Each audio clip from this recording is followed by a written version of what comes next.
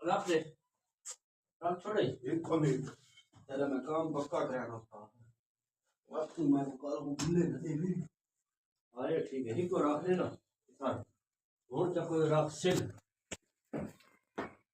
एक गाल ए हुन चाल चढ़ जा चढ़ता हो जियो कर ए बांध है ना ए नु कोई सिल रखे पासे पर खबर पर नहीं था बधा ना तू अरली को ना फील लड़े ना खबर चला ए ही तीन बात है कुल पास प्लस तो है